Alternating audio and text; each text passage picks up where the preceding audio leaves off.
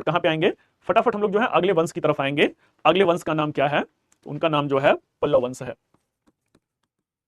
पल्लव वंश है।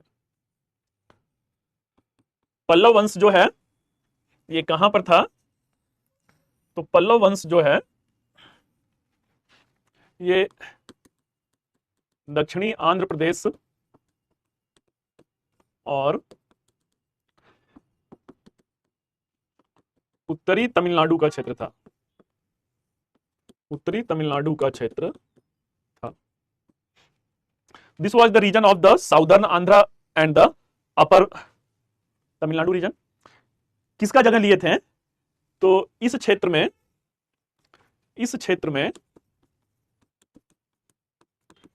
इक्ष्वाकु वंश की जगह पल्लवों ने लिया था। पल्लवों ने लिया था। तो the Pallava dynasty they replace to the Ikshvaku. अब बच्चों किस क्षेत्र में है ये भी पता चल गया आप लोग को, किसके जगह पे आए ये भी पता चल गया। तो अगला मुद्दा जरा देख लेते हैं कि पल्लवों की राजधानी कहां पे थी। तो पल्लवों की राजधानी कांचीपुरम में था।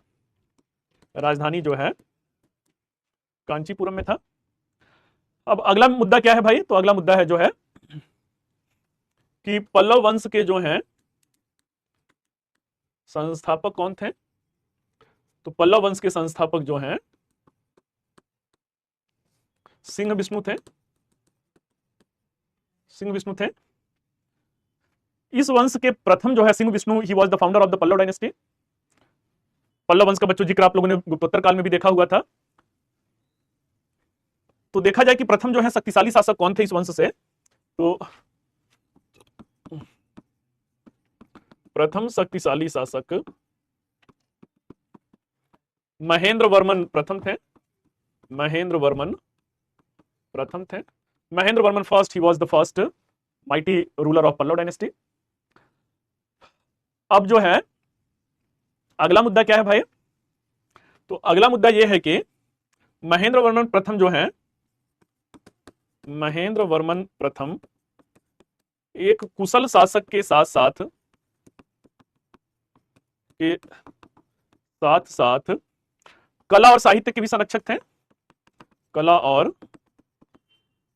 साहित्य के संरक्षक थे। इन्होंने कौन सी एक ग्रंथ लिखा था भाई, तो जो ग्रंथ रहता है वो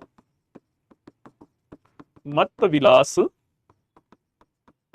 प्रहसन ग्रंथ रहता है। ही रोट द मत्त विलास प्रहसन टेक्स्ट बुक और द मैन्युस्क्रिप्ट। इनकी उपाधि क्या रहती है, तो इनकी उपाधि जो है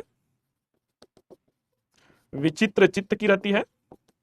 विचित्र चित्त की रहती है। कला के क्षेत्र में इन्होंने क्या किया था भाई, तो कला के क्षेत्र में महाबलीपुरम में इन्होंने क्या किया था, तो महाबलीपुरम में इन्होंने जो है मंदिरों का निर्माण किया था।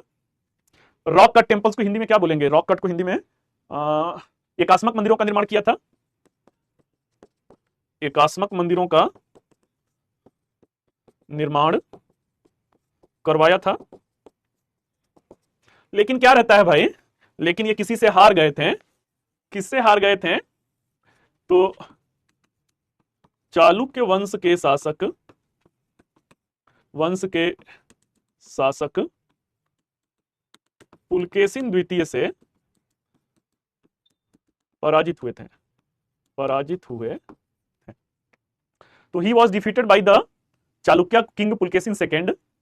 और इस तरीके से जो पुलकेशिन द्वितीय रहते हैं ये इनके साम्राज्य के उत्तरी हिस्से पर कब्जा करते हैं और चालुक्यों की सीमा जो है वो कांचीपुरम तक आ जाती है। ये प्रारंभ में क्या थे, महेंद्र वर्मन प्रथम जो है ये प्रारंभ में जैन धर्म के उपासक थे।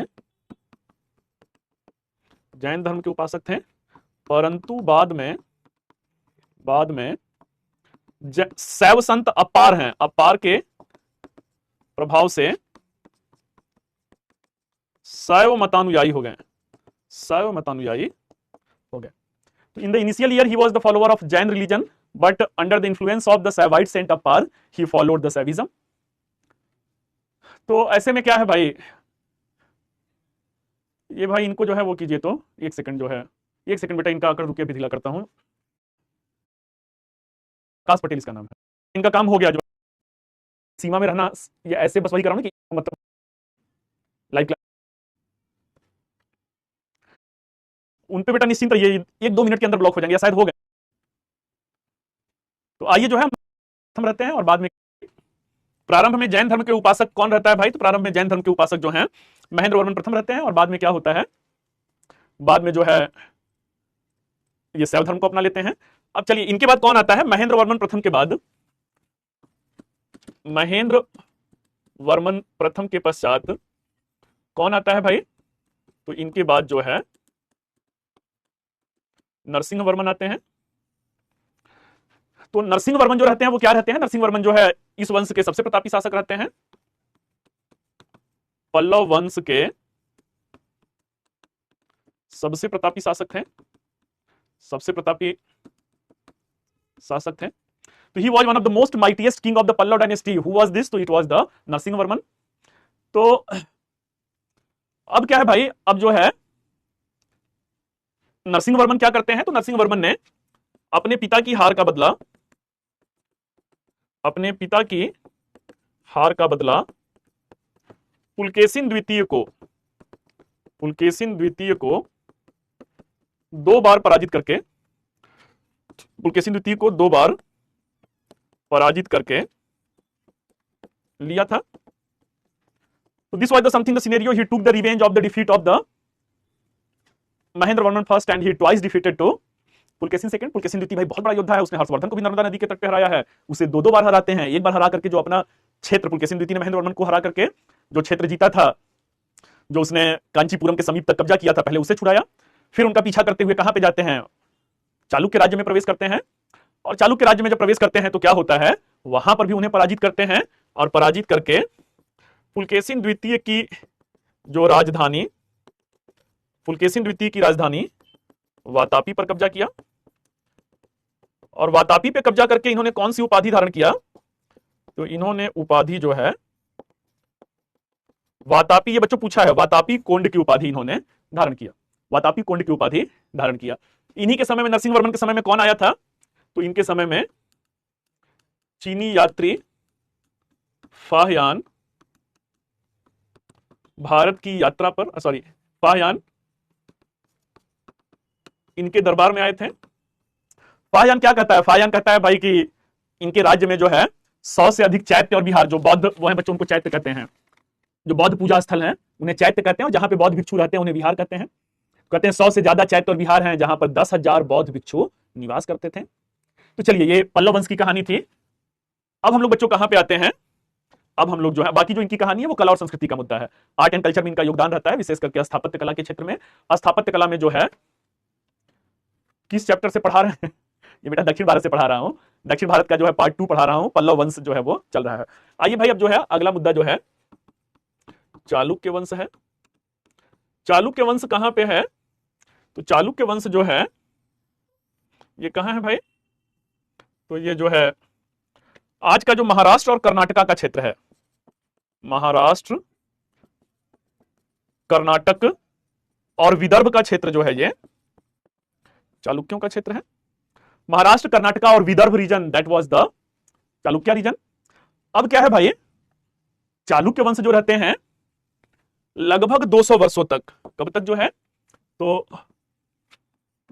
लगभग 200 वर्षों तक दक्षिण भारतीय इतिहास में क्या रहते हैं? दक्षिण भारतीय इतिहास में महत्वपूर्ण बने रहते हैं। 200 वर्षों तक दक्षिण भारतीय इतिहास में इनका एक इंपॉर्टेंट रोल होता है। अब भाई आगे देखा जाए कि 200 वर्षों तक एक जो महत्वपूर्ण भूमिका में है। आगे चल करके क्या होता है? आगे चल करके इनकी 2 शाखाएं और आती हैं, 2 स्वतंत्र शाखाएं जो हैं, वेंगी के चालुक्य और लता के चालुक्य। ये जो चालुक्य हैं ये कहां के चालुक्य हैं? ये बादामी के चालुक्य हैं। बादामी जो है बच्चों ये कर्नाटका में है। आगे चल करके 2 अन्य शाखाएं आती हैं, 2 अन्य शाखाएं, ये कौन है भाई? तो एक लता के चालुक्य हैं और दूसरा जो है वेंगी के चालुक्य हैं, वेंगी के चालुक्य हैं। चलिए जो है तो ये क्या है? ये जो है चालुक्यों के बारे में एक ब्रीफ इंट्रोडक्शन है। बादामी के जो चालुक्य हैं इनके संस्थापक कौन रहते हैं? तो बादामी के चालुक्य के संस्थापक जो हैं, बादामी ही इनकी राजधानी रहती है, या वातापी कह सकते हैं, उसे कहते थे। संस्थापक बच्चों पुलकेशिन प्रथम थे। संस्थापक जो हैं पुलकेशिन, कौन है? पुलकेशिन प्रथम है। बस दो लाइन ही आपको जानना है। दो लाइन क्या जानना है भाई? तो इस वंश के सबसे प्रतापी शासक कौन थे? तो सर्वशक्तिशाली शासक, सर्वशक्तिशाली शासक जो हैं वो कौन है भाई? तो वो जो हैं पुलकेशिन द्वितीय हैं। कौन है?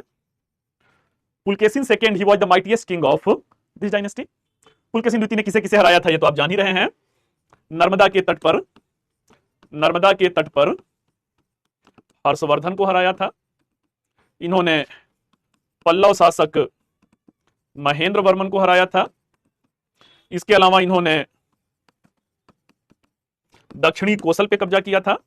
इसके अलावा इन्होंने कलिंग या उड़ीसा की विजय किया था, उड़ीसा की विजय किया था। कई सारे इनके विजय अभियान होते हैं, परंतु फंसते कहां पे हैं? फंसते अभी जो है पीछे मैंने बताया नरसिंह वर्मन द्वितीय इनको दो बार पराजित कर लेते हैं। इनके बारे में जो महत्वपूर्ण सूचना हमें मिलता है, महत्वपूर्ण जानकारी जो मिलता है, तो पुलकेशिन द्वितीय का क्या है? पुलकेशिन द्वितीय का अभिलेख है भाई। कौन सा अभिलेख है? तो ऐहोल अभिलेख है। जो ऐहोल अभिलेख है, ऐहोल अभिलेख को किसने लिखा था? तो इसे जो है रवि कीर्ति ने लिखा था। रवि कीर्ति ने लिखा था। जैसे समुद्रगुप्त का आपने प्रयाग प्रशस्ति देखा था, प्रयाग प्रशस्ति को हरिसेन ने लिखा था। समुद्रगुप्त की उपलब्धियों पे चर्चा है।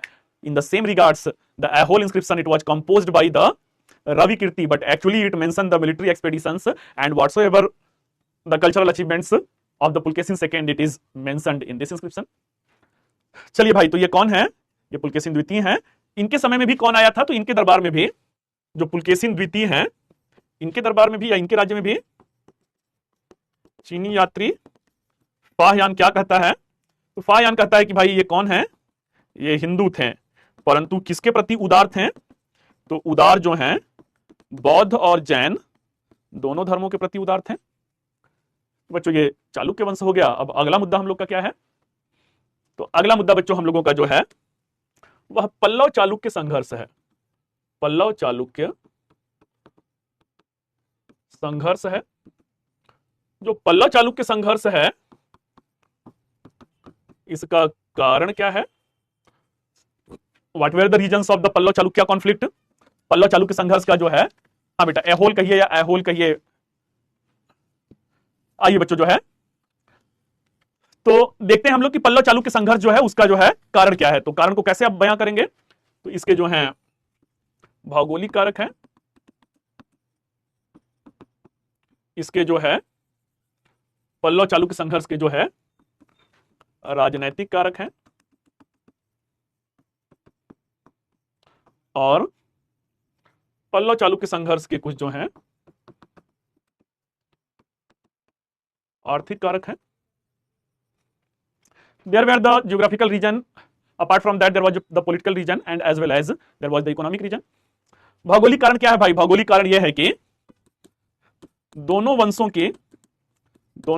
के भौगोलिक सीमा एक दूसरे को स्पर्श कर रही थी, एक दूसरे को स्पर्श कर रहे थे। वो बच्चों कहावत तो सुना है ना, द्वंद्व कहां तक पाला जाए, युद्ध कहां तक टाला जाए। तो ये एक तरीके से राजनीति के क्षेत्र में आप अक्सर देखेंगे कि जिनकी साम्राज्य सीमाएं एक दूसरे से भौगोलिक सीमाएं छूने लगती है तो कहां पे विस्तार करेंगे? एक दूसरे के शर्त पे ही विस्तार करेंगे। जब सीमा एक दूसरे को छूने लगा तो अब एक दूसरे से संघर्ष होना जो है लाजमी है भाई। आगे देखते हैं बच्चों राजनीतिक कारण क्या है। तो राजनीतिक कारण जो है दोनों वंशों के शासकों की राजनैतिक महत्वाकांक्षाएं। The political ambitions of the ruler of both dynasty it led to the Pallava Chalukya conflict. जब आपस में संघर्ष सीमाएं छूने लगती हैं तो राजा भी क्या करते हैं? हम आपको नेस्तनाबूद कर देंगे। उधर से भी आवाज आती है, हम आपको नेस्तनाबूद कर देंगे। तो महत्वाकांक्षाएं क्या है भाई? राजनीतिक क्षेत्र की अति महत्वाकांक्षा हमेशा युद्ध की ओर लेके जाती है। उधर कुछ यूक्रेन की महत्वाकांक्षा, कुछ रूस की महत्वाकांक्षा, इधर हमास की महत्वाकांक्षा, उधर इजराइल का जो अपना पिछले 50 60 70 सालों से जो उन लोगों का अपना मसला है, तो महत्वाकांक्षाएं ही तो हैं। अगला आर्थिक कारण क्या है भाई? तो आर्थिक कारण जो है, आर्थिक रूप से महत्वपूर्ण जो है, आर्थिक रूप से महत्वपूर्ण रायचूर दोआब पर क्या है? रायचूर दोआब पर, रायचूर दोआब के साथ साथ दक्षिण भारत के महत्वपूर्ण व्यापारिक बंदरगाहों पर नियंत्रण, व्यापारिक बंदरगाहों पर नियंत्रण भी एक तरीके से ये चाह रहे हैं, ये बंदरगाह हमारा हो जाए, वो बंदरगाह हमारा हो जाए। रायचूर दोआब जो कृष्णा और तुंगभद्रा नदी के बीच का दोआब का मतलब बच्चों, दो नदियों के बीच का क्षेत्र हमेशा उपजाऊ होता है, उपजाऊ है तो आर्थिक रूप से लाभदायक है, और इसके लिए क्या करते हैं, इसके लिए आपस में लड़ जाते हैं। तो ये सारे कारण हैं। अब हम लोग देखते हैं पल्लव चालुक्य संघर्ष के विविध चरण, पल्लव चालुक्य संघर्ष के विविध चरण। पल्लव चालुक्य संघर्ष, इस संघर्ष के क्या है भाई? इस संघर्ष के जो हैं विविध चरण हैं। तो इन विविध चरण में कौन है? इन विविध चरण में प्रथम चरण और द्वितीय चरण तो आप जान ही रहे हैं। प्रथम चरण में आपने क्या देखा? प्रथम चरण में बच्चों आपने देखा पुलकेशिन द्वितीय ने किसे पराजित किया? महेंद्र वर्मन को पराजित किया। द्वितीय चरण में बच्चों आपने क्या देखा? नरसिंह वर्मन ने किसे पराजित किया? नरसिंह वर्मन ने पुलकेशिन द्वितीय को पराजित किया। दो चरण तो बेटा एकदम से आसान है, बस तीसरा चरण आपको समझना है। तीसरे चरण में जो है चालुक्य शासक जो रहते हैं विक्रमादित्य रहते हैं। तृतीय चरण में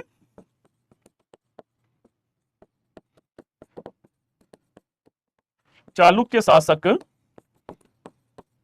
विक्रमादित्य ने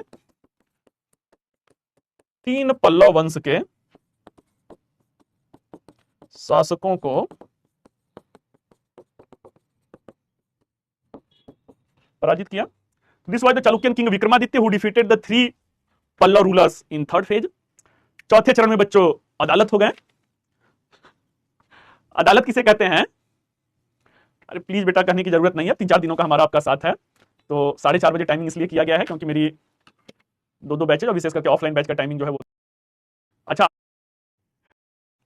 आओ, तो इस चतुर्थ चरण में जो है दोनों बर्बाद हो गए भाई, पल्लव और चालुक्य दोनों बर्बाद हो गए। अदालत मतलब आओ दावा करो, दावा देख ही रहे हैं रायचूर दोआब के लिए बंदरगाहों पर, आओ दावा करो, लड़ो और तबाह हो जाओ। तो दोनों तबाह हो गए।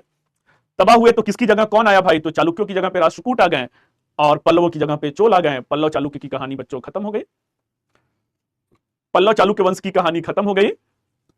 कुछ डाउट है तो पूछ लीजिए। हाँ बेटा ऑप्शनल में कमेंट।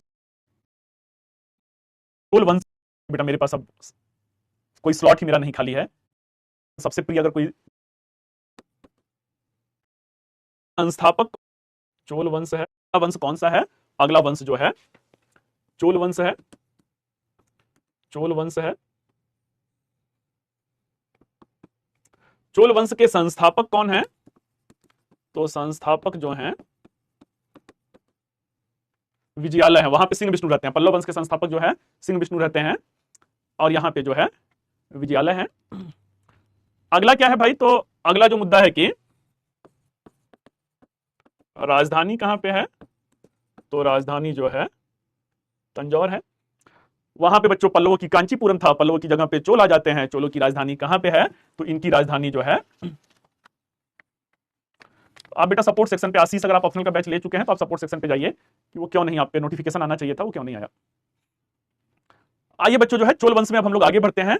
चोल वंश के संस्थापक हो गए, चोल वंश के जो है राजधानी हो गई, किस क्षेत्र में है वो भी हो गया। अब अगले मुद्दे की तरफ हम लोग आते हैं कि चोल वंश के प्रथम प्रतापी शासक कौन थे? जो हैं राजराज चोल हैं। राजराज चोल कब से कब तक शासन करते हैं? 985 से 1014 ईस्वी के मध्य शासन करते हैं। He ruled since 985 to 1480। आगे देखें भाई, तो अगला जो है राजराज चोल किसके संघ को तोड़ते हैं? तो इन्होंने पांड्य, चेर, और श्रीलंका के संघ को तोड़कर इन राज्यों की विजय किया, इन राज्यों की विजय किया। क्या कहानी है भाई? तो कहानी यह है कि ये दक्षिण भारत में ये श्रीलंका है, ये पांड्य हैं, ये चेर हैं, चोल जो है ये ऊपर का क्षेत्र है। चुन चुन के बच्चों सबको हराया गया। चुन चुन के मतलब पहले पांड्यों को हराया, फिर चेरों को हराया, फिर श्रीलंका की विजय किया। श्रीलंका में किसे जीतते हैं? तो श्रीलंका में उत्तरी श्रीलंका की विजय किया, उत्तरी श्रीलंका की विजय। और राजधानी किसे बनाया? विजय करके श्रीलंका के उत्तर के भाग को जीतते हैं तो राजधानी किसे बनाते हैं? करके पोलन नरुआ को, पोलन नरुआ को राजधानी बनाया। तो he conquered the north Sri Lanka and made the Polonnaruwa to the capital of northern Sri Lanka. तो इस तरीके से क्या है, इस तरीके से जो है इन्होंने विस्तार अपना कहां तक लेकर के गए? तो विस्तार जो है श्रीलंका के क्षेत्र तक को इन्होंने जीत लिया। इसके पश्चात इन्होंने किसे हराया? तो इसके पश्चात जो है पश्चिमी चालुक्यों को हराया। और किसे हराया भाई? तो राष्ट्रकूटों को पराजित किया, राष्ट्रकूटों को पराजित किया। तो he defeated to the western Chalukya and as well as to the Rashtrakuta. इसके साथ क्या करते हैं? इसके साथ त्रिवेंद्रम में चेर जो नौसेना रहती है, चेर नौसेना को जो है समाप्त कर देते हैं। मलय प्रायद्वीप को क्या किया भाई? मलेशिया वाला जो प्रायद्वीप है, तो मलय प्रायद्वीप में शैलेंद्र शासकों को पराजित किया, शैलेंद्र शासक को पराजित किया। मतलब भारत तो छोड़िए, अब श्रीलंका को तो जीते हैं, इधर मलय प्रायद्वीप जो मलेशिया है, यहां पे शैलेंद्र वंश रहता है, शैलेंद्र वंश को भी जीत लेते हैं। अगला बच्चों सबसे मोस्ट इंपॉर्टेंट क्या है? तो मोस्ट इंपॉर्टेंट है 1010 ईस्वी में इन्होंने 1010 ईस्वी में राज राजेश्वर मंदिर, इन्हीं के नाम पे राज है तो राज राजेश्वर मंदिर कहते हैं, या इसी को बृहदेश्वर मंदिर भी कहते हैं। बृहदेश्वर मंदिर का निर्माण कराया। अब बच्चों कभी कभी ये प्रश्न पूछता है कि यह मंदिर किसको समर्पित है? तो राज राजेश्वर मंदिर या बृहदेश्वर मंदिर जो है भगवान शिव को समर्पित है। It is dedicated to lord Shiva. ऐसा मंदिर आर्ट एंड कल्चर में मैं बताऊंगा, ऐसा मंदिर जो 1000 साल हो गया। अरे कुतुब मीनार तो इसके बहुत बाद में बना भाई, कुतुब मीनार भी अपने अक्ष पे झुक रहा है। ऐसा मंदिर जो है, कुतुब मीनार को कुतुबुद्दीन ऐबक ने फाउंडेशन रखा, कंप्लीट उसे किसने कराया? इल्तुतमिश ने कराया। तो 1230 के आसपास में कुतुब मीनार बच्चों बनके तैयार हुआ। ये 1010 मतलब कुतुब मीनार से भी 200 साल पहले या उससे भी ज्यादा साल पहले बना था। तो कहने का अर्थ क्या है कि आज भी जस का तस है, एक डिग्री भी अपने अक्ष पे नहीं झुका है, एक अंश भी बच्चों अपने उस पे नहीं झुका है। तो कुल मिला जुला करके कहने का मतलब क्या है? तो कुल मिला जुला करके बच्चों कहने का अर्थ यह है कि कोई नींव भी इसमें नहीं दिया गया है, कोई नींव भी जो है इसमें नहीं दिया गया है। कोई इमारत बच्चों कहते हैं ना, कोई इमारत उतनी ही बुलंद होगी जितनी मजबूत उसकी नींव होगी, उसका फाउंडेशन। जमीन के अंदर कोई नींव नहीं है। और इतने टन के पत्थर उस जमाने में 12-13 मंजिला ये इमारत है, मंदिर है, कैसे इतनी ऊंचाई पे इतने भारी पत्थरों को लेके गए?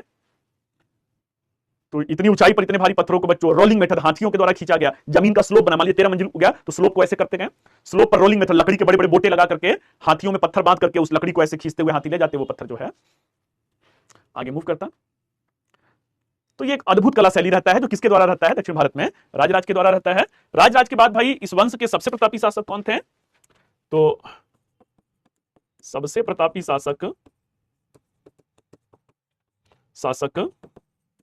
राजेंद्र चोल थे। राजेंद्र चोल 1014 से 1044 ईस्वी तक शासन किया। He ruled since 1014 to 1044 AD. इन्होंने अपने पिता की तरह क्या थे भाई? बाप नंबर ही तो बेटा 10 नंबर ही। इन्होंने भी किसको हराया? इन्होंने भी चेर और पांड्य राज्य की विजय किया। इसके बाद क्या किया? तो इसके बाद जो है संपूर्ण श्रीलंका को जीता, श्रीलंका की विजय। लगभग 50 सालों तक श्रीलंका जो है चोलों के अधीन रहा। महेंद्र पंचम को बच्चों लोहे की बेड़ियों में जकड़ के, उनको श्रीलंका के राजा महेंद्र पंचम रहते हैं, उनको घसीटते हुए लाया जाता है। तो ऐसे में क्या है भाई? ऐसे में ये इनकी अपनी प्रतिभा का परिचय है कि पूरे श्रीलंका को जीत लिए। अगला श्री विजय साम्राज्य की विजय किया, श्री विजय साम्राज्य की विजय किया। अगला क्या है भाई? अगला जो है शैलेंद्र शासक से इनकी शुरू में क्या रहता है, शैलेंद्र वंश से शुरू में मित्रवत संबंध रहता है, शैलेंद्र वंश के साथ मित्रवत संबंध है। अब ये क्या करना चाहते थे, ये बंगाल की खाड़ी को अपनी झील बना देना चाहते थे।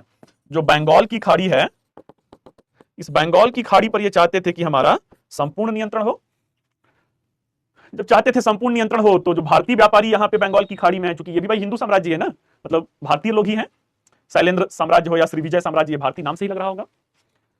तो भारतीय व्यापारी आकर के यहां पर बस गए थे बंगाल की खाड़ी में, जो मलेशिया है, इंडोनेशिया है, उन्हीं को ये हटाना चाहते थे और निर्बाध चीन के साथ व्यापार को स्थापित करना चाहते थे।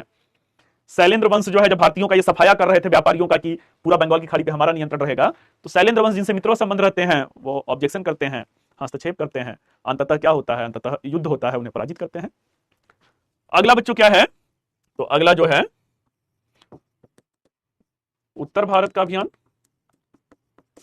अभियान और पाल शासक को पराजित करके गंगा के जल को धारण किया। जब गंगा के जल को धारण किया तो कौन सी उपाधि है, गंगई कोंड चोलपुरम की उपाधि है। तो उपाधि गंगई कोंड की रहती है, उपाधि गंगई, ये बच्चों याद होना चाहिए, जैसे वातापी कोंड की उपाधि अभी मैंने थोड़ी देर पहले बताया था, तो इन्होंने गंगई कोंड की उपाधि धारण किया। इसके बाद क्या करते हैं भाई, एक नवीन शहर की स्थापना किया, एक नवीन शहर, उसका नाम क्या है, तो गंगई कोंड चोलपुरम शहर है, इसकी जो है स्थापना किया, गंगई कोंड चोलपुरम शहर की स्थापना किया। तो चलिए बच्चों, ये चोल वंश है। अब हम लोग कहां पे आते हैं, अब हम लोग जो हैं, थोड़ी देर के लिए मैं हट जा रहा हूं बेटा स्क्रीन से, अब हम लोग जो है चोल प्रशासन पे आते हैं। जो है चोल प्रशासन के बारे में चर्चा करते हैं। आइए जो है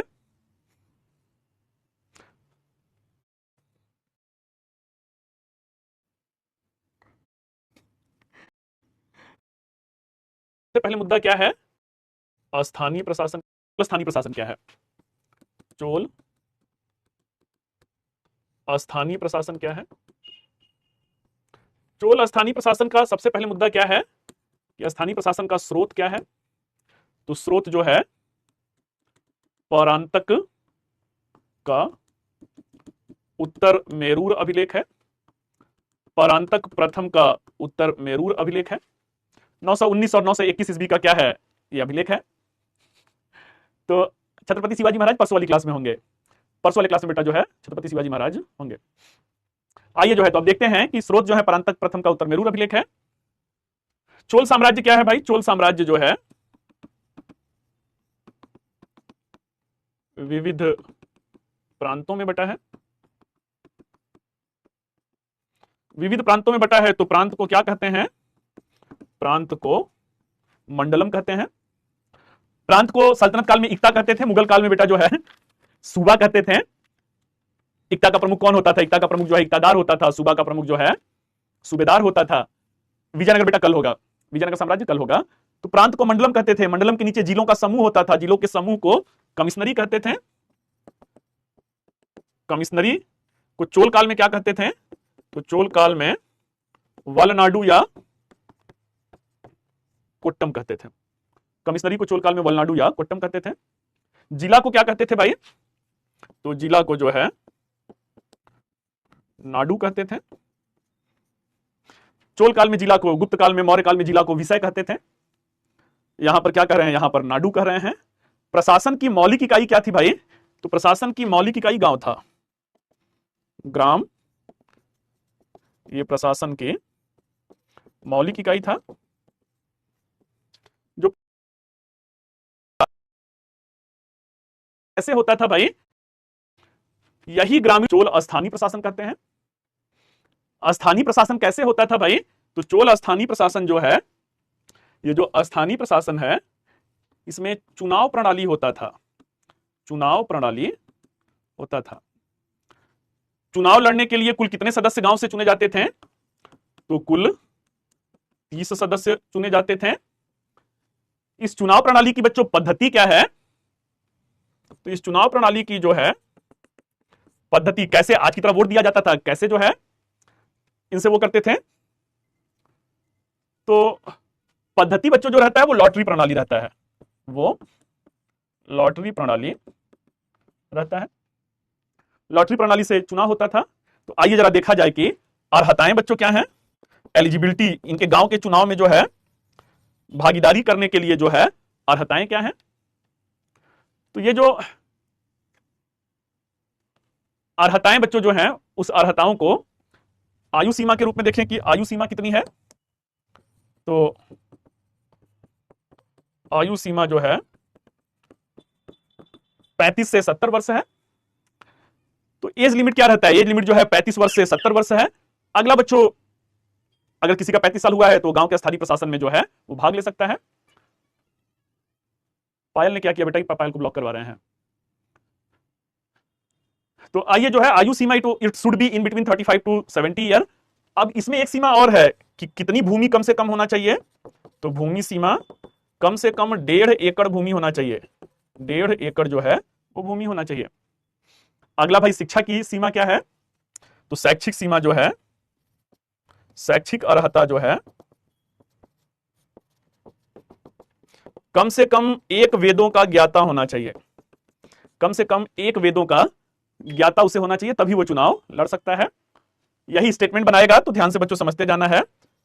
चरित्र कैसा होना चाहिए, तो कोई भी आपराधिक मुकदमा नहीं होना चाहिए, आपराधिक मुकदमा या चारित्रिक दोष जो है वो नहीं होना चाहिए। मतलब वही व्यक्ति चुनाव लड़ सकता है जिसपे कोई कोर्ट मुकदमा न चल रहा हो और चरित्र का, किसी महिला के साथ दुर्व्यवहार न किया हो, किसी के साथ जो है चारित्रिक रूप से उच्च हो। अब बच्चों ये क्या है, स्थानीय प्रशासन है। उस जमाने में राजा रजवाड़ों के दौर में चुनाव हो रहा था, ये बहुत बड़ी बात है। बेटा मैंने कितना टाइम दिया तैयारी के लिए वो सब जान के आप क्या करेंगे कितना अटेम्प्ट दिया वो सब आप जान के क्या करेंगे। मुद्दे की बात है कि सबके साथ जो है परिस्थितियां समान नहीं होती हैं। हम लोग उस दौर में थे बेटा जब सीसैट जो है क्वालिफाइंग नहीं हुआ करता था, सीसैट का नंबर जुड़ता था, और नंबर जुड़ता था तो वही है कि बीए किए हुए लोग थे। फिर बाद में सफलताएं मिली, लेकिन सफलताएं जो मिला वो अंतिम परिणाम में नहीं बदल सका। और सिलेबस अब यहां पे क्या है, यहां से जो है आयु सीमा इनकी क्या है, भूमि सीमा क्या है, शैक्षिक अर्हता क्या है, चरित्र क्या है, तो इस तरीके की अर्हताएं थी। अब जो है कैसे ग्रामीण शासन कैसे होता था, ग्रामीण या स्थानीय प्रशासन कैसे होता था। तो स्थानीय प्रशासन का जो तरीका रहता है वो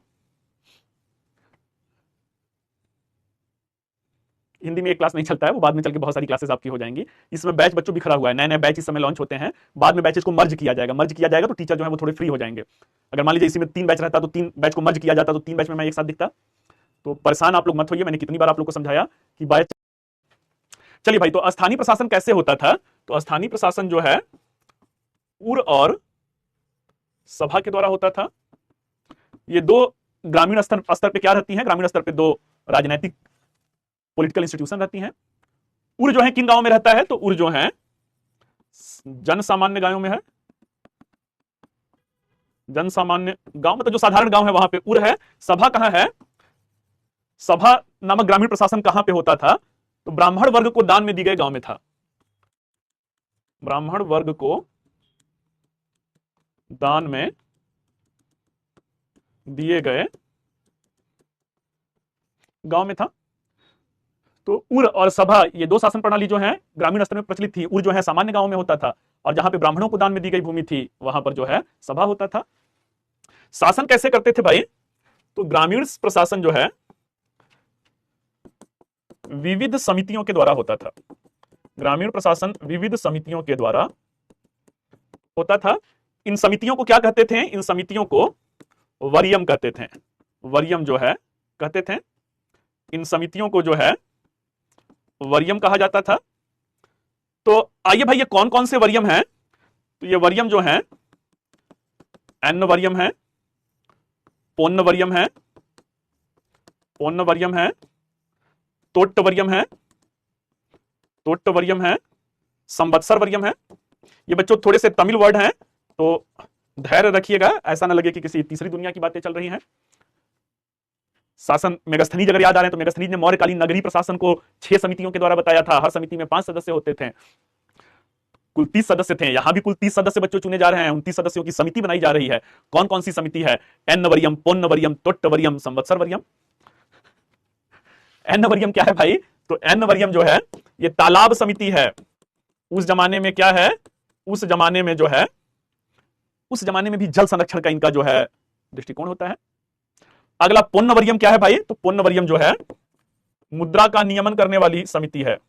मुद्रा का नियमन तथा सोने का जो नियमन है उसको करने वाली समिति है। मुद्रा में कोई खोट है, ऐसा कुछ है तो ग्रामीण स्तर पे वो जो है ऊंचे प्रशासनिक अधिकारी को बताते थे। तोट्टवरियम बच्चों क्या है? तो तोट्टवरियम जो है उद्यान समिति है। ये जो है उद्यान समिति है। एन्नवरियम, पोन्नवरियम, तोट्टवरियम। संवत्सरवरियम क्या है भाई? तो संवत्सरवरियम जो है वार्षिक समिति होता था। संवत्सरवरियम जो है ये वार्षिक समिति होता था।